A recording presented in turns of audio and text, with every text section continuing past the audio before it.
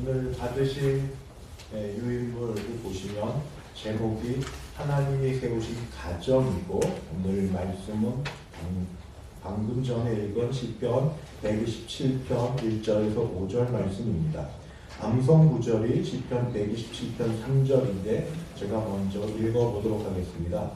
보라, 자식들은 여호와의 기업이요 태의 열매는 그의 상급이로다. 암송 구절을 암송해야 되는 시간입니다. 근데 암송하기 전에 말씀을 좀 더 잘 깨달아 알면 암송도 쉽고 이해하기가 쉽습니다. 성경에 가끔씩 이렇게 보라라는 말이 나올 경우가 있습니다. 이거가 무슨 뜻인지를 좀 아셔야 되는데, 보라 그러면 저기 좀 봐, 꽃이야, 이런 게 예뻐, 이렇게 눈으로 보라 이런 뜻이 아닙니다. 보라라는 건 그런 게 아니라 주의를 집중해라, 그런 말입니다. 예를 들면 우리가 어릴 때 국민학교죠. 우리는 국민학교, 또 지금은 초등학교, 중고등학교 다닐 때 선생님이 아이들이 막 떠들 때 그때 하시는 말씀이 주의 집중하라 할 때 뭐라고 하시죠? 주목 하시잖아요. 주목.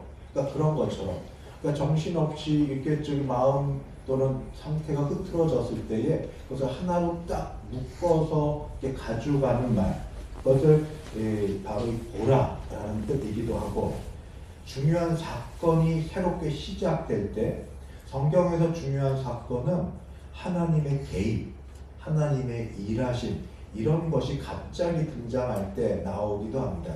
예를 들면 구약에서 이사야와 마태복음까지 동일하게 인용한 말씀이 있는데 시작이 이렇게 됩니다. 보라, 처녀가 잉태하여 아들을 낳을 것이요. 그러니까 갑자기 저 처녀를 좀 봐라 이런 게 아니라 하나님께서 개입하셔서 일어날 수 없는 초자연적이 일어날 것이니까 주의 집중해서 좀 생각하고 봐라, 이런 뜻입니다. 보라, 처녀가 잉태하여 아들을 낳을 것이요. 이사야 7장 14절에서도 마태복음 1장 12절에서도 이렇게 하나님 특별히 개입하면서 이때 보라라는 말을 사용했습니다. 또 하나는 일부러 주의를 집중하려고 하는 말입니다. 세례 요한이 요단강에서 세례를 뱉고 있을 때 예수님께서 자신에게 나아오심을 보고 이렇게 말했습니다.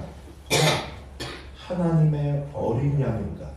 물론 형을 가리켜서 저 분을 보라 해도 되겠지만, 갑작스럽게 등장한 이 분에 대해서 주의를 집중시키는 의미에서 보라, 이런 뜻입니다. 그래서 보라가 눈을 들어서 누굴 봐라가 아니라 하나님이 특별히 개입하시든지 강조점이 있든지 주의를 집중해라 할 때 성경에는 보라라는 말이 사용된다 하는 말씀을 드립니다.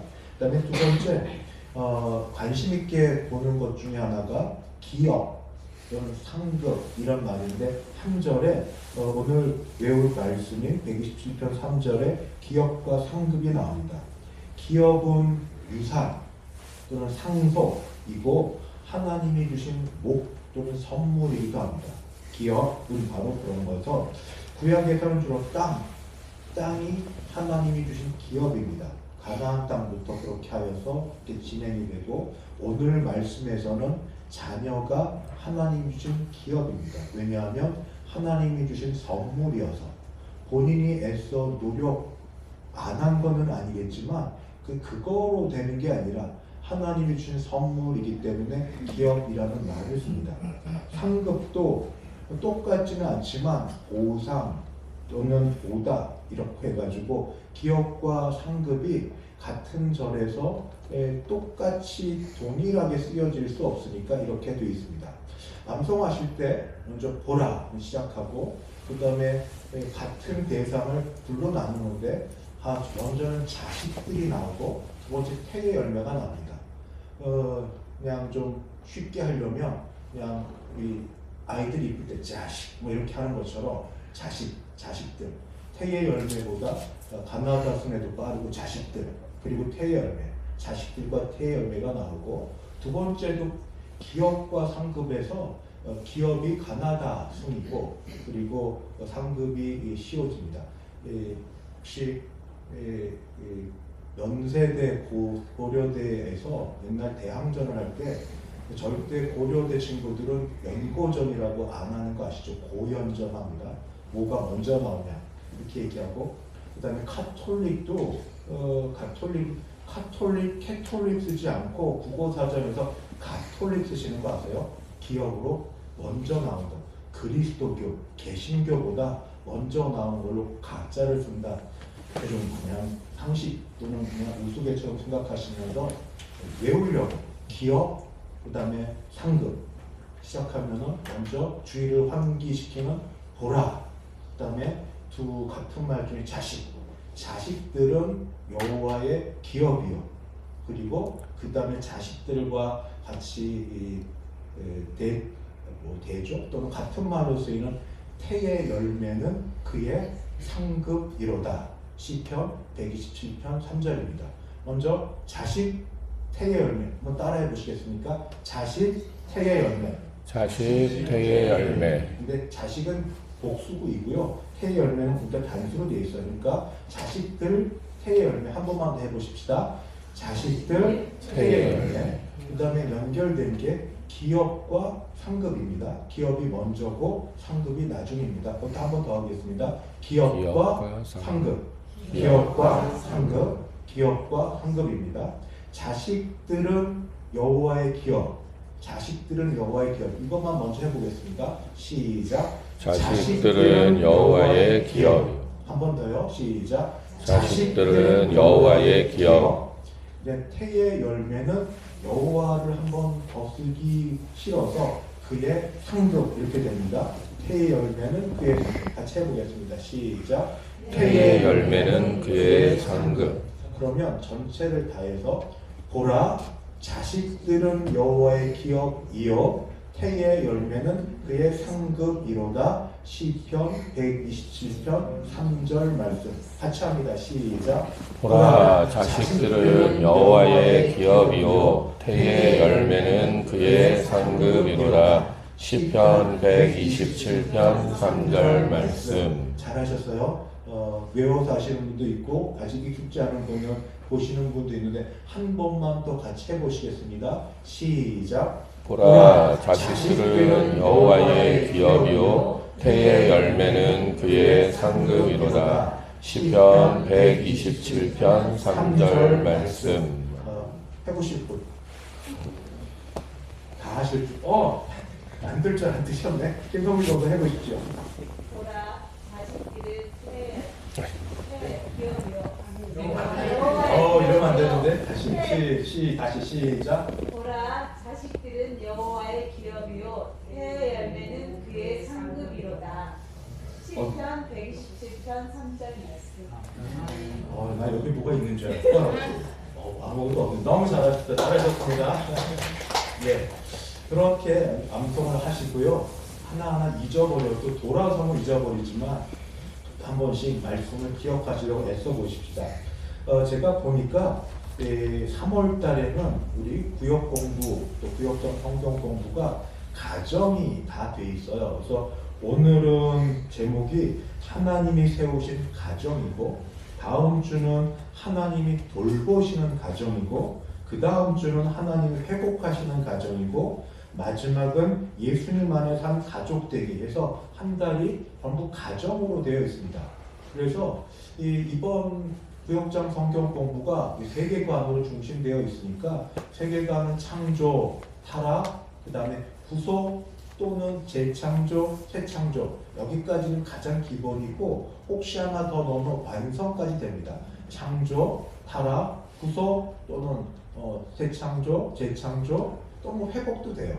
그다음 마지막 완성인데, 저 나름대로는 만약 이런 형식으로 이 내과를 구성해 보면 오늘 하나님이 세우신 가정은 창조에 해당된다. 왜냐하면 하나님이 창조 질서를 따라 하나님이 세우셨기 때문에, 물론 지금 본문이 시편이니까 타락한 이유일지라도 하나님이 세우셨다는 선포하시는 바로 그런 게 되겠고, 두 번째는 하나님이 돌보시는 가정입니다.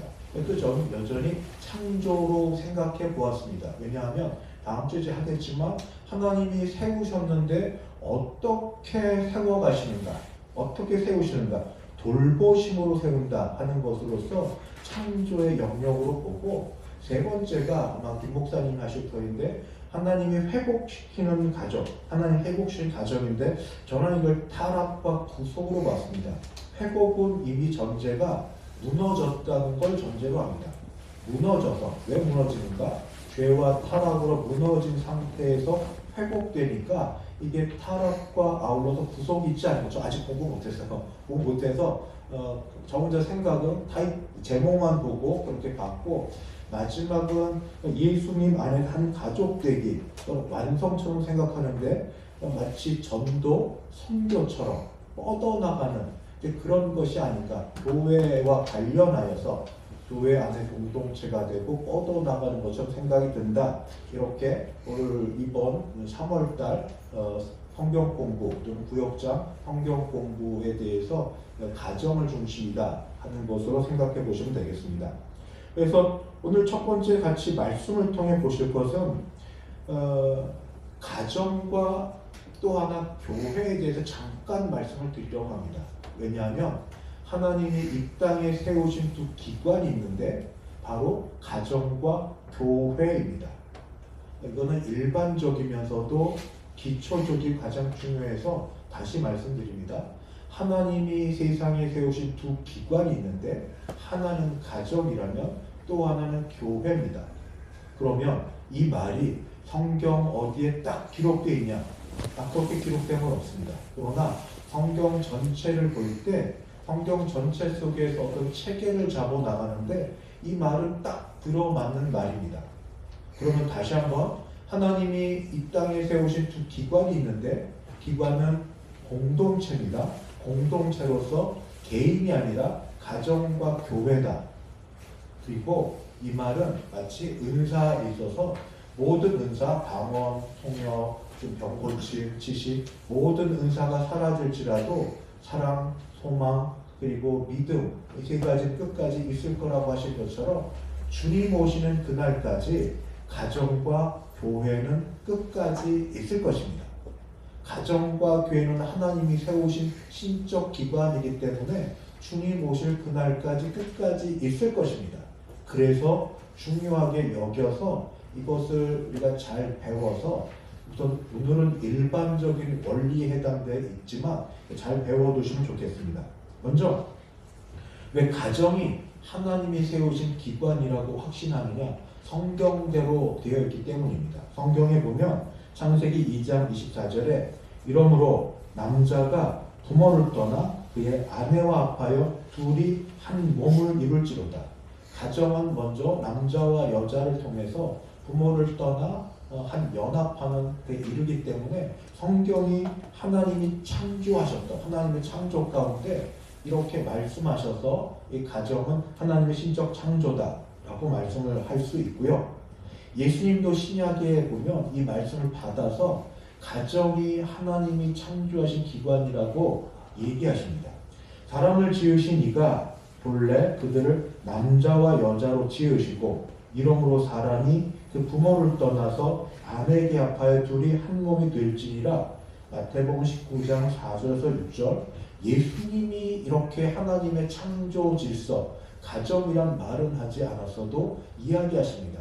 성부 하나님과 성자 예수님께서 말씀하시는 가정, 하나님이 창조하셨고 예수님이 인정하시는, 이게 가정이 신적 공동체 기관이다, 창조에 관한 기관이다 말씀을 드리면, 교회가 어떻게 되는가?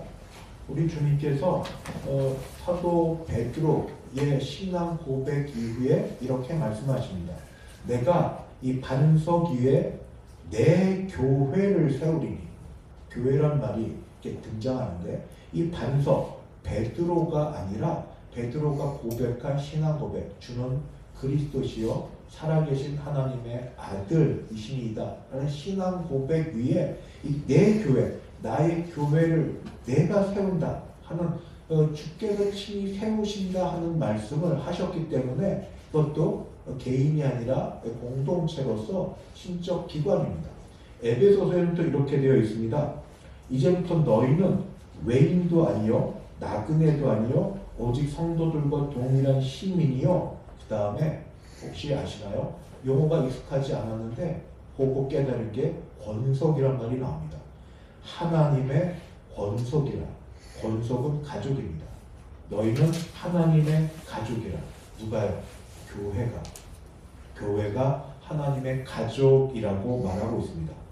가족과 또는 가정과 교회를 굳이 구분하면 하나님이 세우신 신적 기관으로 마지막까지 있을 터인데 가정은 창조 질서 속에 있는 신적 기관이고 교회는 구속 가운데 다시 사계하신 구속 가운데에는 공동체입니다.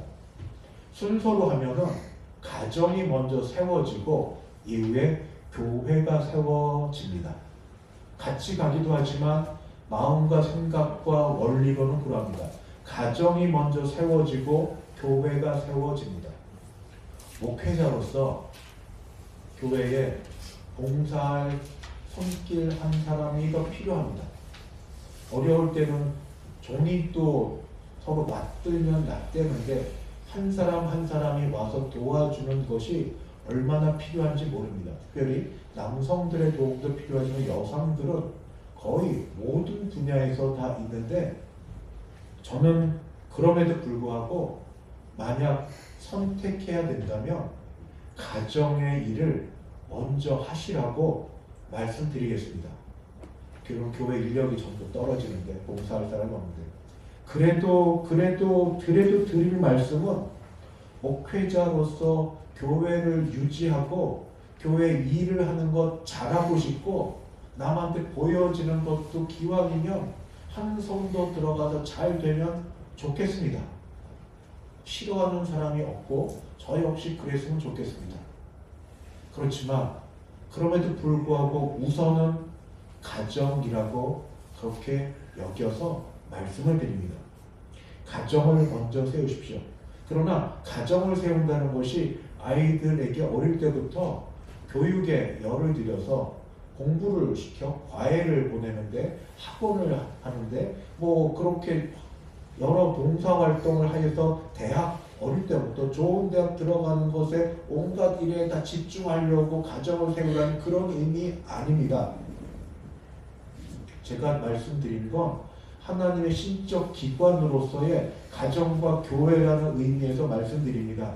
교회의 봉사를 포기하면서까지 가정을 얘기할 때는 어느 대학을 보낼까, 얼마나 돈 많이 버는 직장에 들어가게 할까를 위해서 그렇게 가정으로 가라는 것은 아닙니다. 그럴 바에는 교회 오십시오. 제가 드리는 말씀은 가정에서 한참 자라나야 될 자녀들이 어머니, 아버지, 때로는 할아버지, 할머니의 믿음의 고백과 그리고 기도와 찬송을 가르치는 것과 그렇게 살아야 되는 삶들을 보여주고 말하는데 시간을 내라는 의미에서 교회보다 가정이다 라는 말씀을 드립니다.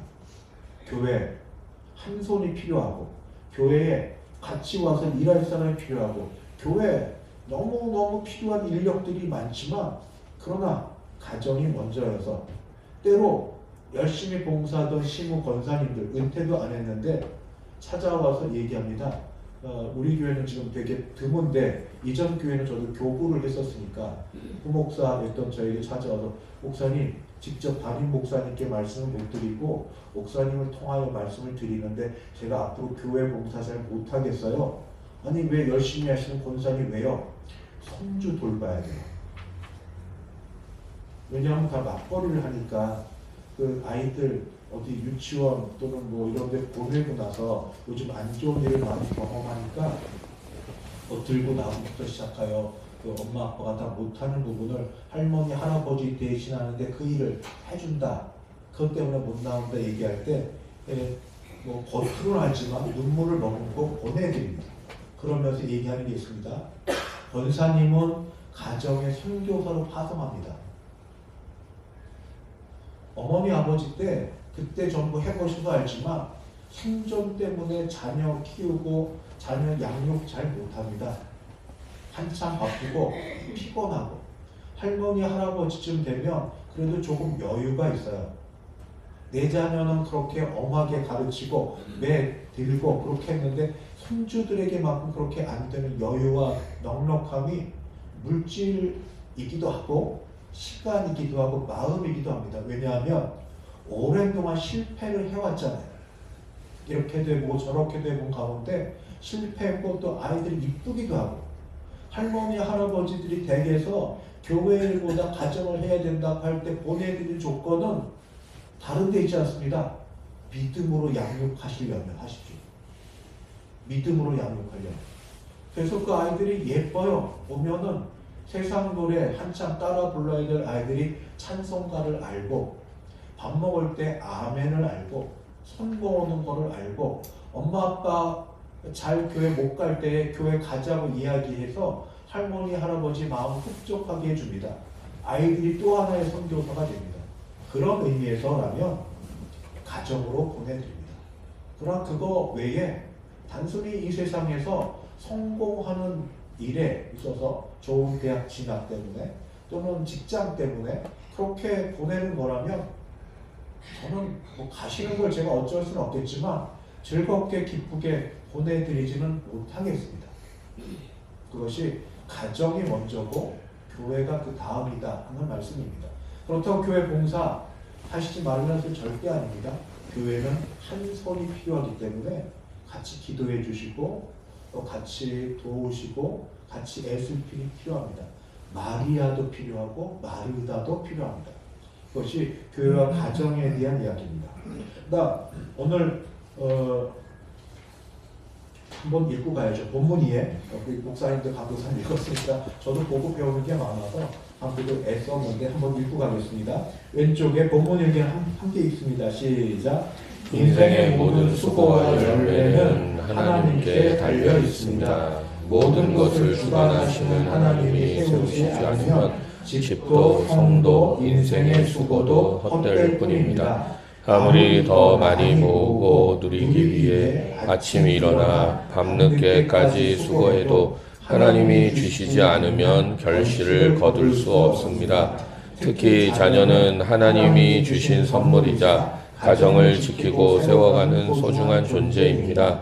하나님을 경배하고 섬기는 자녀들이 자라나는 가정은 세상 속에서 겪게 되는 여러 가지 문제들을 극복하고 영적 전쟁에서도 승리할 힘을 얻으며 하나님의 복을 누리게 됩니다. 네, 이 말씀들과 이거 시편 127편을 놓고 오른쪽 말씀 속으로 첫 번째 질문 그리고 답을 해보겠습니다. 질문에 대한 답은 사실은 되게 간단하고 명료하고 쉽습니다. 1번 같은 데 보면 수고가 헛되지 않으려면 누가 집을 세우셔야 합니까? 누가 세우셔야죠? 하나님. 네, 여호와 하나님이 맞습니다. 그러니까 이 말은 하나님의 주권에 의하여서 이 가정이 세워진다 하는 말입니다. 가정의 주권자가 하나님이시다. 근데 우선 일반적인 이야기를 드리겠습니다.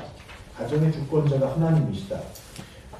잠언 3장 5절 6절에 너는 마음을 다하여 여호와를 신뢰하고 내 명철을 의지하지 말라. 가정에서 부모님이 서로 상의해서 결정하는 것 또는 같이 걸어가고자 하는 방향, 자녀들을 교육하는 가치 기준들이 다 있을 터인데 하나님이 세우지 않으시면 안 된다 할 때 우리 늘 두 가지 속에 싸우는데 하나님이 세워주신다는 게 뭘까요? 나는 가만히 있는데 나는 아무것도 안 하고 가만히 있는데 하나님이 어느 가정을 자녀를 세워주시고 또 자녀를 뭐 양육해 주시고 그러나 부모도 가만히 있는데 그런 뜻이 아니라 하나님의 주권이 있고 하나님이 하시고자 하는 뜻을 우리 부모가 잘 알아서 모든 결정, 방향, 가치, 기준을 사람의 욕망, 욕심, 못했던 것에 대한 보상심리 이런 건 아니라 그리고 이전 부모에 대한 그 반발 행위가 아니라 다시 다 뒤로 하고 그런 게 없지 않을지라도 모든 가치, 기준, 결정, 방향을 하나님의 말씀에 두어야 합니다. 이것이 하나님이 세우신다는 의미입니다. 하나님이 세우시는 것을 알려면 하나님의 말씀을 부부가 서로 같이 알아야 됩니다. 그래서 결혼할 때 같이 믿음 생활하는 사람을 얻어야 된다는 겁니다. 사람이 아무리 좋아도 중생한 사람과 중생하지 않은 사람은 가치 기준이 다릅니다. 중생한 사람은 거듭나서 어찌 되었든 과정은 세상을 향할지라도 마지막 목표는 하나님의 나라고 예수님을 믿는 믿음에 있지만, 중생하지 않은 사람은 아무리 선하고 착해도 내 성공과 내가 잘 돼서 가진 거 남에게 좀 나누어주면 되지, 이 정도입니다. 할 수 있으면 그리고 옛날 같으면, 전통이 나쁜 것만은 아니니까, 주례할 때 목회자는 양가가 서로 자녀들이 예수를 믿어야 주례를 서줄 수 있었습니다. 지금은 조건으로 하지요. 결혼하기 위해서. 지금 교회를 안 다녀도 억지로 설득해서 결혼하고 나면 다닌대요. 그럼 목사는 그래도 예의상 또 확신 갖고자 정말 묻습니다. 주례하기 정말 결혼한 이후에 교회를 다닐 거죠? 그 앞에서 안 다닌다고 할 사람이 누가 있어요? 다 다닌다고 하지만 사실은 잘 못하는 경우를 대부분 많이 봅니다. 그래서 두 부부가 결정하고 판단하고 어떤 가치 기준을 정할 때 하나님께서 다스린다는 믿음, 하나님의 주권에 순종하는 그것이 바로 있어야 이 집을 세우는 것이 하나님부터 말미암는다. 수고하는데 수고가 헛되지 않으려면 하나님이 세워주셔야 되는데, 하나님이 하실 수 있도록 어떻게 해야 되는가? 부부가 같이 믿음으로 함께 협력하고 서로 기도하고 서로 하나님의 뜻에 맞춰가려고 해야만 됩니다. 가정을 이루는 요소가 직장, 건강, 자녀, 평안인데, 이 모두가 다 이 말 가운데는 수고가 헛되지 않다 하는 것은 하나님의 은혜여야 한다는 것을 그때는 혹시 못 깨달아도 시간이 지나면서, 은혜라는 찬양이 코로나 때부터 해가지고 정말 은혜로웠습니다. 모든 것이 은혜.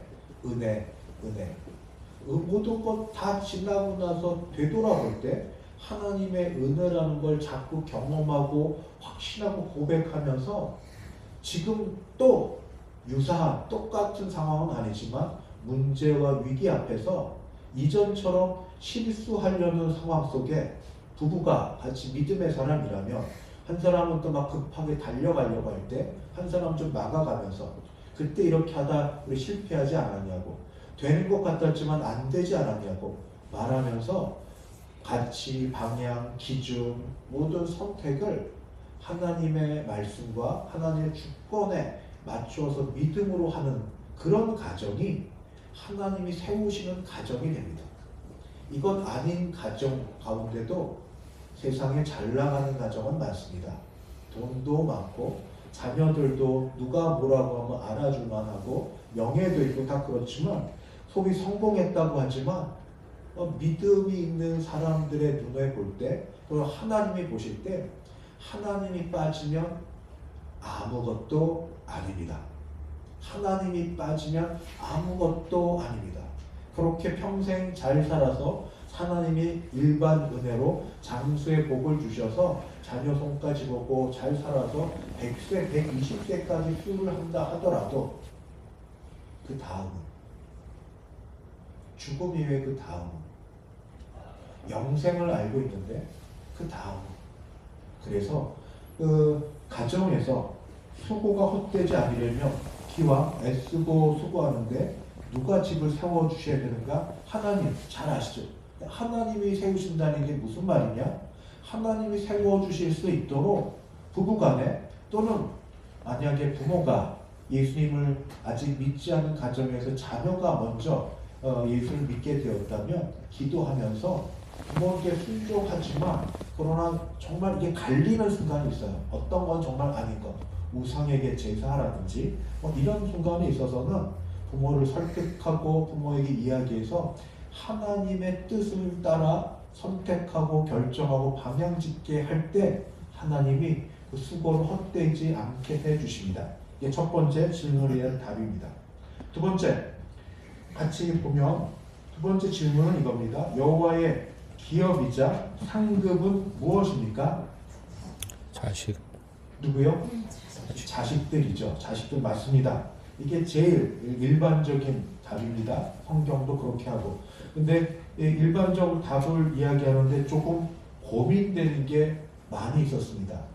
그러니까 성경적이면서 일반적인 답은 여호와의 기업과 상급은 자식인데, 그런데 한번 돌아보면 우리 주변에 참 말하기 서로 불편한 가정이 많이 있습니다. 예를 들면 가정에 자녀가 없는 가정들이 종종 있어요. 그래서 우리가 늘 말을 할 때 조심해야 될 게, 나는 자유롭게 이야기하지만 나의 자유로움이 어떤 가정에서는 생각도 못한 이 아픔이 되는 말이 될 수 있어서 결혼 문제, 자녀가 있고 없고의 문제, 또는 직업, 직장의 문제, 그 다음에 자녀들이 지금 어떻게 살고 있는지, 믿음이 있고 없고, 또는 세상적으로도 어느 정도 위치에 있고, 이런 것들은 굉장히 민감한 주제여서 내가 그렇다고 함부로 이야기 못하는 게 있습니다. 저는 제일 먼저 생각되는 게 바로 그거였습니다. 여호와의 기업이자 상급이 자식이라면, 돌이키면 자식이 없다는 말은 여호와로부터 기업과 상급이 없다는 말과 동일한 말인가? 이런 게 거꾸로 생각이 들었습니다. 맞는 말일까요? 여기 분명히 여호와의 기업, 상급이 자식이라고 있습니다. 그러면 그 자식이 있는 경우에 이렇게 되죠.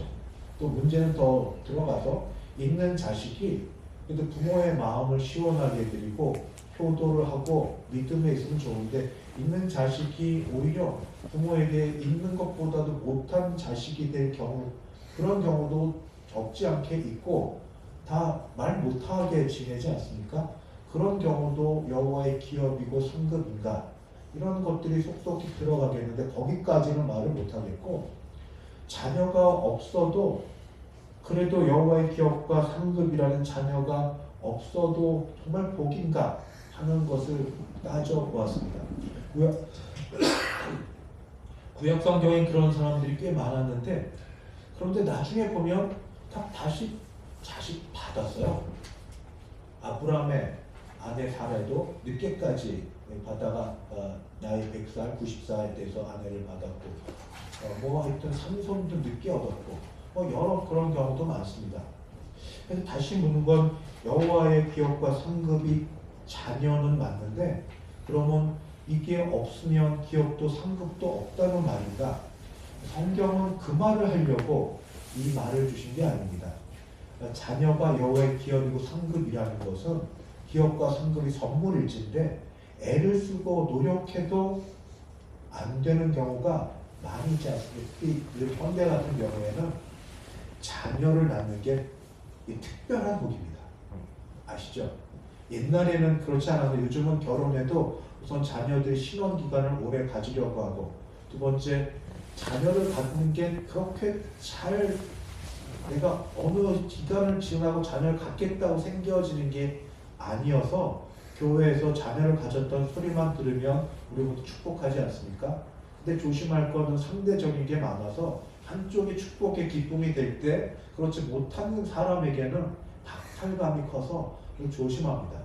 개인적으로 축복을 해줘도 여럿 있는 데서 애를 씁니다만, 그래도 공적인 일이니까 그렇게 합니다.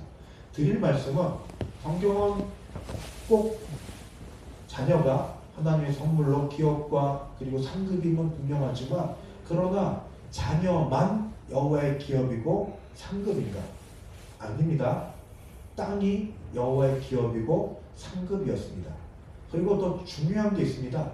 여호와의 기업, 상급으로 하나님께서 최고로 주시는 게 뭔지 아십니까?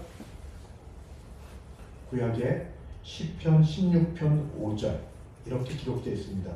여호와는 나의 산업과 나의 잔의 소득이시니, 그러니까 기업과 상급의 최고 절정은 누구냐? 하나님 여호와 자체이십니다. 마치 레위인에게는 땅을 주지 않고 다른 지파들에게 땅을 주시는 대신에 레위에게는 땅을 주지 않고 내가 너의 기업이다 하셨던 것처럼 바로 하나님이 최고의 상급과 기업건 확실합니다. 자식들은 잘 얻은 자식들은 효도하여서 그렇게 되지만 어떤 자식들은 아직까지는 불효하고 폭속이고 그럴 때 차라리 무자식의 상팔자 이렇게 말하는 경우도 있는데 하나님은 결코 그렇지 아니하시고 하나님이 모든 사람의 특별히 고아와 과부라고 지칭한 약한 자에게 하나님이 다가가셔서 내가 너의 기업이고 내가 너의 상급이다 말씀해 주십니다. 그래서 더 잘해 주셔야 되고 또 귀하게 여기셔야 됩니다. 자식이 여호와의 기업과 상급은 맞지만 자식만 여호와의 기업이고 상급이 아니라 자식이 여러 형편 가운데 없는 가정이거나 그런 형편이 안 되는 개인과 가정에도 하나님이 찾아가셔서 지금 하시는 말은 내가 너의 기업이다. 내가 너의 상급이다. 누구도 빼앗지 못하고 어떤 곳에도 감히 견줄 수 없는 최고의 기업과 상급으로 하나님 자신을 주심을 기억해 주시면 모두에게 참 고마운 일이 되겠습니다. 마지막 질문입니다. 병문의 수치를 당하지 않은 복된 사람은 누굽니까? 너는 화살통에 화살이 가득한 자가 됩니다. 전쟁에 벌어졌을 때 장수가 화살을 쏘려고 하는데 화살이 두세 개밖에 없으면 매우 신중하게 고려해서 쓰고 나서는 불안하겠죠. 화살통에 화살이 가득하면 죽지 않고 이길 수 있는 것처럼 그때 옛날에 우리 어른 때에도 저희 어머니, 아버지 세대만 해도 형제분들이 많아요. 한둘이 아니라 보통 7, 8 다 이렇게 됐으니까 그렇게 자녀들이 많으면 부모님이 옛날에 재판이나 이런 거 할 때 서로 나서서 세워주는 일 합니다. 그냥 제가 목회를 하면서 경험했던 건 그냥 현실적인 겁니다. 보았던 어떤 현장이고 장례식을 할 때 자녀가 많은 집안하고 자녀가 둘 또는 하나 있는 집안이 차이가 많이 납니다. 다른 의도는 아닌데 아무래도 자녀가 많으면 자녀 손들과 더불어 장례식장에 오는 조문객들도 그러하고 여러 일들에 서로 부적부적되고 이렇게 인사도 나누고 위로도 되는데 자녀가 점점 적어지니까 자녀가 둘 또는 하나인 가정의 장례식장은 조금 좀 더 외로워 보입니다. 장례식장을 풍성하게 하려고 그런 게 아니라 이런 의미다라는 말씀을 드리면서 가정을 세우시는 하나님 신적권인데 사실 오늘 말씀을 준비하면서 다음 주 어떻게 될지 모르겠는데 불편한 게 남아 있습니다. 아까 잠깐 말씀드린 것처럼 기업 또는 상급이 자녀일진데 무자한 가정의 경우에 성경은 무엇을 말하는지와 같은 것. 그러니까 지금 말씀은 성경에서 가정의 이상적이고 일반적인 이야기를 하는 겁니다. 찬송도 그러고 가장 이상적이고 일반적인 건 아버지가 계시고 어머니가 계시고 두 분 다 건강하시고 믿음으로 살고 거기에 자녀 손들이 있고 자녀 손들이 다 믿음으로 세워져 가고 있고 그래서 같이 밥 먹고 지내면서 하하호호하고 화목하고 잘 사는 그런데 이렇게 하나님이 중심이 되시는 일반적인 이야기 또는 이상적인 이야기를 하고 있는데 눈을 들어 목회자로서 돌아보면 이런 가정이 정말 몇 가정이나 될까 싶습니다. 겉으로는 웃고 그 다음에 괜찮다고 말을 해도 그러나 속으로 그렇지 못한 가정이 굉장히 많다는 걸 알고 있기 때문에 그럴 때 오늘의 말씀은 나하고는 아무 상관없는 남의 뒷다리 긋고 있는 그냥 이상적인 이야기로 끝나고 있고 어쩌면 나의 상처를 한 번 더 이렇게 흔들어서 아프게 만드는 차라리 안 들었으면 좋은데 그런 얘기 하지는 않는다 이런 게 양심적으로 걸렸습니다. 그럴 때 오늘 그래도 무슨 말씀을 하면서 맞춰야 됩니다. 일반적인 얘기는 공과 또 이렇게 구역장의 이 책자에 있는 것을 말씀을 드리면서 마지막에 드릴 거는 바로 이겁니다. 이게 뭐냐면 은혜라는 이야기입니다. 은혜. 그러니까 다시 생각해 볼 때 어떻게 보면 인생을 새롭게 시작하라고 하면 그냥 나는 지금도 내가 현재 만난 나의 배우자를 나의 남편으로 아내로 선택하여 만날 것이다. 아니다. 나는 더 이상 그 왼수와 살고 싶지 않다. 한 번 인생이면 됐지 평생 왼수를 또 내가 만나고 싶지 않다. 뭐 이렇게 하는 마음이 있고 내가 이 자식 때문에 속 썩은 걸 생각하면 내가 다시는 저 자식 말고 다른 자식 보고 싶다. 뭐 이런 게 있기도 하고 여러 가지가 있을 터인데 가능합니까? 그냥 홧김에 이 생각 저 생각하지. 그래서 다 그럼 때려치고 다 새롭게 하라면 하겠습니까? 이렇게 생각하면 이게 완전히 문제가 되는데 우리는 그래서 시작이 신적 권위로서 하나님이 세워준 기관이 가정과 교회다. 하나님이 세우셨다는 믿음으로 우리는 시작하였습니다. 그런데 이제 묻는 질문은 하나님이 세우셨다는데 왜 속칭 이 모양 이 꼴이죠? 가정은 맨날 화목하지 못하고 맨날 깨져 있고 아파 있고 맨날 왜 가정은 이렇지요? 이렇게 묻는 우리에게 또 우리 자신에게 드릴 말씀은 이겁니다.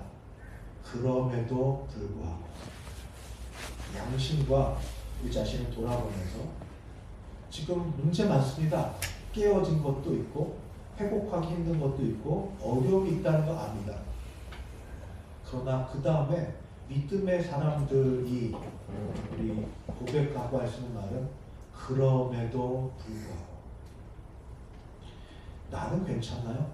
나는 완벽하고 나는 죄가 없고 나는 늘 의롭고 나는 말과 행동에 실수가 없고 판단이 없어서 서로 간의 관계 속에서 좋은 선한 영향력만 끼쳤나 시작부터 해서 그러니까 우선 자신을 돌아볼 때 나 같은 죄인임에도 불구하고 나같이 부족한 사람임에도 불구하고 지금까지 가정을 이 정도 유지되게끔 하여 주셨다 하는 믿음으로 다시 한번 생각해 보자는 거죠. 거기에는 은혜가 들어가 있습니다. 하나님의 은혜가 가장 밑바닥에서 더 일어설 수 없는 것, 더 힘든 그 속 일 가운데도 작동하셔서 어떤 때는 견디게 하시고 어떤 때는 참게 하시고 어떤 때는 못 견뎠다가도 또 지나가게 하시고 그리고 제일 중요한 건 우리는 아직 끝을 보지 않았다는 겁니다. 하나님의 은혜는 시작부터 우리 죽을 때까지 그리고 아직 끝나지 않아서 아직 누구도 다 쉽게 판단하여 말하지 못한다는 것. 우리 잘못된 판단과 실수가 있음에도 불구하고 바꾸시고 고치시는 하나님의 은혜가 있고 내 잘못과 내 실수가 아니라 상대방과 또는 배우자나 부모를 잘못 만났다 얘기할 수 있습니까? 부모나 이런 것도 시작부터가 잘못되었을지라도 물론 어려웠고 아팠고 힘든 시간이어서 어둠의 터널 속을 오래 지내셨을지라도 제가 그저 목회자로 드리고 싶은 말씀은 그럼에도 불구하고 하나님이 여기까지 또는 이만큼 붙들어 오셨다고 우리가 믿고 믿음 위에서 모든 게 사라져도 믿음, 소망, 사랑 세 가지 끝까지 없어지지 않을 것처럼 가정을 세워 가시는데 이제껏 지내온 걸 우리가 어떻게 할 수 없다는 걸 인정하지만 그러나 앞으로 남은 시간 동안은 이제 그럼에도 불구하고 지켜주신 하나님의 은혜가 작동하여서 이 은혜로 우리가 하나님 기뻐하시는 대로 하나님이 가정을 세우시는 데에 이 주권을 인정하며 들어 쓰실 만한 말과 판단과 행동을 할 수 있도록 기도합시다 하는 말씀을 드립니다. 그럼에도 불구하고 세상에 아담 이브 타락한 이후에 온전한 가정이 단 한 가정이라도 있겠습니까? 아무도 없습니다. 아무도 없습니다. 단정하시고 그럼에도 불구하고 하나님이 예수님을 통하여 구속하셔서 이제 변화시켜가는 과정인 줄로 인정하고 아직 남아있는 이때 주의 은혜가 작동하고 있사오니 그럼에도 불구하고 남은 시간을 은혜에 맡겨서 우리 살아보고 또는 애써봐서 하나님이 세우셔서 우리의 수고가 믿음으로 하는 수고가 하나도 헛되지 않도록 열매 맺도록 도와달라는 기도와 기도의 열매가 서로 고백되기를 바랍니다.